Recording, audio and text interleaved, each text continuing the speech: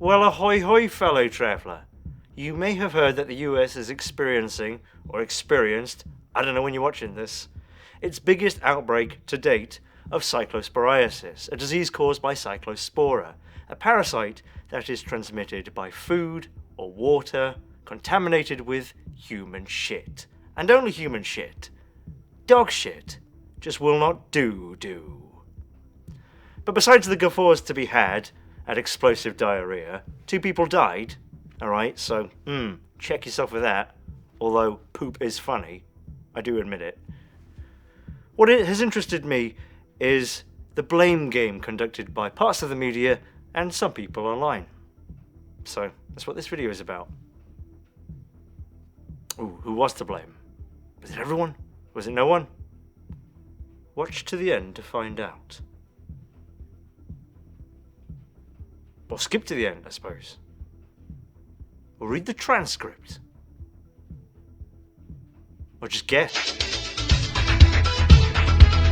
Diarrhea! The bad diarrhea! The bad diarrhea! Cases of cyclosporiasis wax and wane seasonally in the United States, with cases typically rising during the spring and summer months. The cyclosporiasis season in the US is the beginning of May until the end of August. May the 13th was the first documented case directly tied to this big cluster, but it wasn't until June that the numbers started to explode. With an incubation period of a week, and with most cases being mild or asymptomatic, cyclosporiasis is difficult to trace. By July, some had noticed that people were getting sick, but with an information vacuum, all people could do was guess.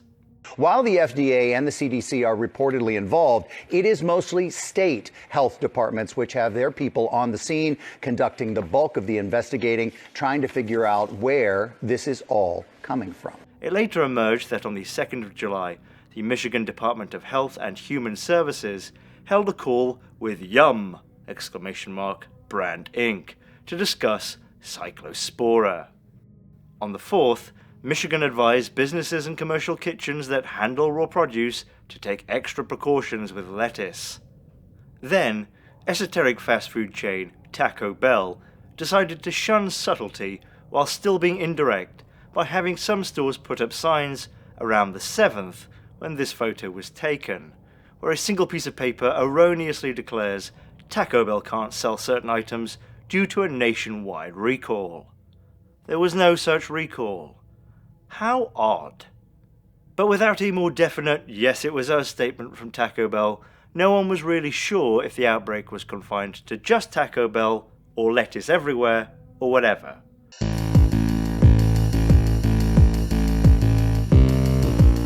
In early July, stories linking cuts at the Centers for Disease Control with the outbreak emerged, with this particular article from Newsweek bravely playing the old contradicting headline and first paragraph maneuver. Factcheck.org makes a pretty convincing case that these cuts to FoodNet, the program cited and cut, are probably pretty immaterial to the cyclosporiasis outbreak that's going on right now. FoodNet is a trend analysis program that does not track or investigate outbreaks. It covers 16% of the US population across 10 states. Cuts to the program mean that these states are not mandated to report Cyclospora, but can report it voluntarily. The stated reasoning being that food safety surveillance has evolved beyond 1995 when FoodNet was first established. At the same time, in 47 states, local health authorities are legally required to report cyclosporiasis to their state, and the state can then voluntarily notify the National Notifiable Diseases Surveillance System. Maybe cutting FoodNet isn't a good idea, but with a far broader, if voluntary alternative, FoodNet's reduction likely had little impact here, at least according to some experts. Now you're rolling out the experts again to talk about something that you have no personal knowledge of. Still around early July, before we all had explosive diarrhea, or were affected by it, we were so young back then, it later emerged that Taylor Farms representatives called the White House thanks to the connections of their lobbyist Trent Morse, who had until recently worked in the White House. Taylor Farms sought to delay any product recalls, despite being presented all the evidence, but ultimately they didn't get what they wanted. On the 16th of July, the FDA said iceberg lettuce sourced from a single supplier in Mexico for use at Taco Bell was to blame, and on July the 17th it said that the supplier was Taylor Farms de Mexico. On the 17th of July, Taylor Farms announced that they were voluntarily removing all iceberg lettuce sourced from central Mexico from the US market, more than 2 weeks after Yum had had their little chat with Michigan Health. But on the 19th of July, the FDA said that their testing of Taylor Farms iceberg lettuce was a false positive, but also that it still heavily suspected iceberg lettuce.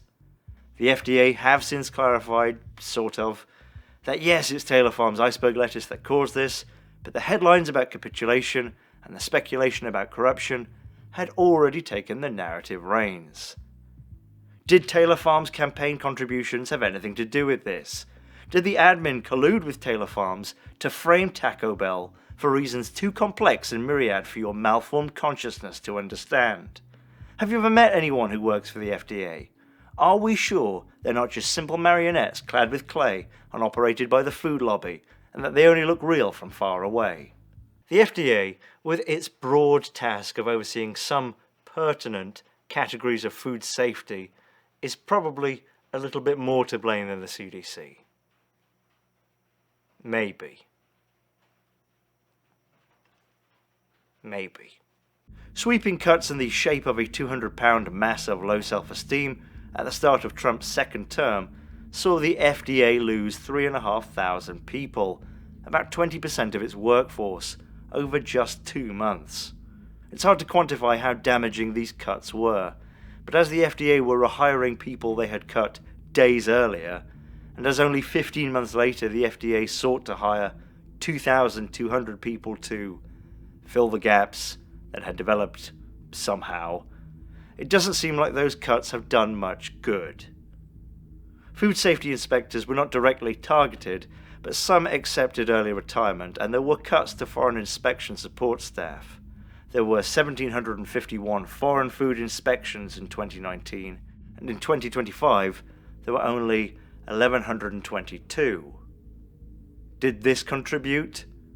Probably, but we'll probably never be sure. But I think the concentration on whether or not it's this administration's fault misses a deeper, grimmer point. That's what I do. I look for deeper, grimmer points. Cyclospora, which causes cyclosporiasis when ingested and comes from human feces, is very resistant to both wastewater treatment and food sanitization. It's the John Rambo of parasites. It ignores all weather, pretty much. It can survive in soil and water for weeks. It can survive freezing. Chlorine has virtually no effect. And of course, cooking it out isn't an option for lettuce destined for salads and dystopian facsimiles of tacos. It comes from human shit. So how did it get into the food supply? Did some overworked farmhand pop a squat in the middle of the lettuce? Not sure. Not a lot of coverage there. Surely they'd go over to the Mango Grove or Hershey's Chocolate River. But I wouldn't be that surprised.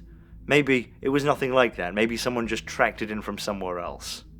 The use of biosolids, that is, dear layman, poopy sludge that has been treated, and treated wastewater, piss brought up to the boil, so to speak, is widespread in the global north, TM, although it varies by region.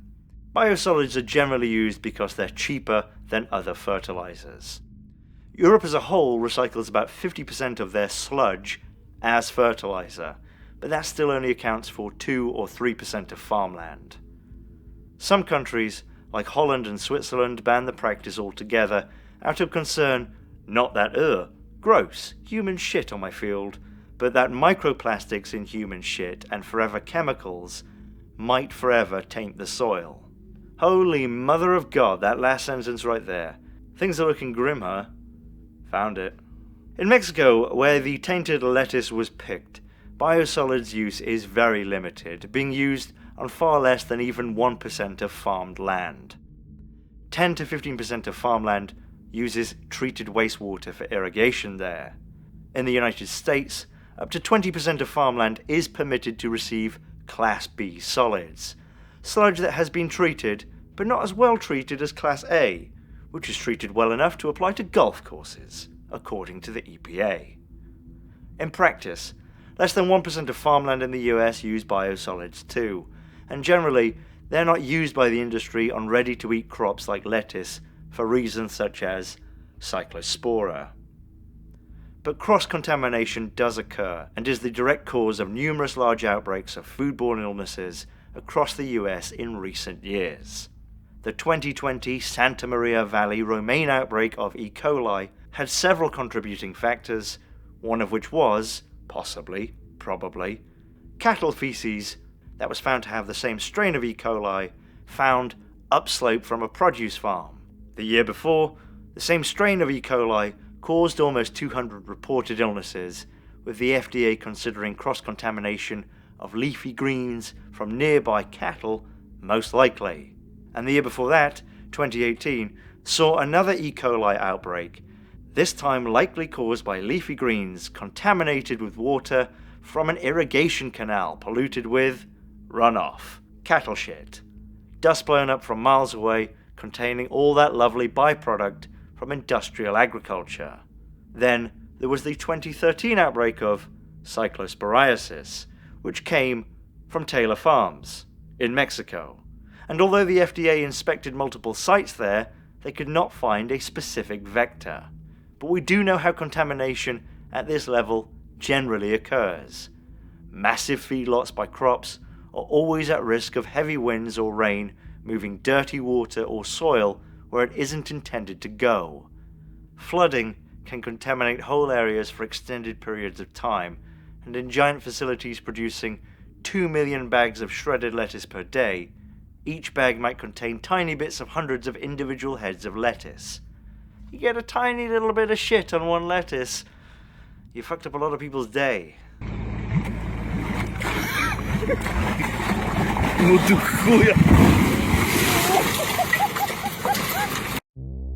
The 2026 cyclosporiasis outbreak is notable in its severity, but otherwise it's just the most recent outbreak, with many forgotten and many to come.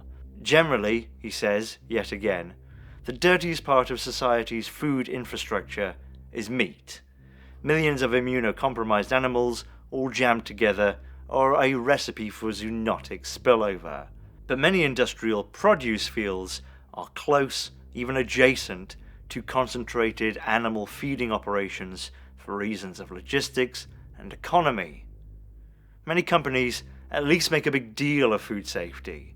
Taylor Farms say they alone spend $200 million a year on food safety. Could more be done? Yes, always. Could more be reasonably done? Surely. Is it the FDA's fault? Not exactly, but those cuts didn't help. Really, this sickness and the 2 deaths from it this time around are probably the price of industrial agriculture. And while ideally industrial agriculture could be tempered into a cleaner, lovelier, better long-term for the environment implementation, that's not happening anytime soon. No, not with that attitude, but also not with these graphs either. It all sort of goes back to, do you want 8 billion people, or do you want safe, affordable beef? Lots of people need lots of food, and as a food analogy to the good, fast, cheap triangle, do you want to feed lots of people cheaply, hygienically, at scale? You can only pick 2, but also the mass scale part is the whole point, so it comes down to, do you want your food expensive, or do you want it gross? How do you produce and transport lots of food in the most economical way possible? Like this. Diarrhea lettuce offers a limited snapshot of the US and beyond today. Corporations before people, the revolving door, money in politics, regulators that can't keep up, and a food supply chain that might one day make our distant ancestors wince in the same way we do when we hear about ye olde people throwing their chamber pots out of their windows onto the street. But is there some sort of middle ground between expensive and gross? That'll be the fucking hip tang, baby. Thanks for watching. See you next time. If you do, watch again. And I won't see you anyway. It's just an expression. Thanks very much. You can get exclusive access to stuff on Patreon as well as early access.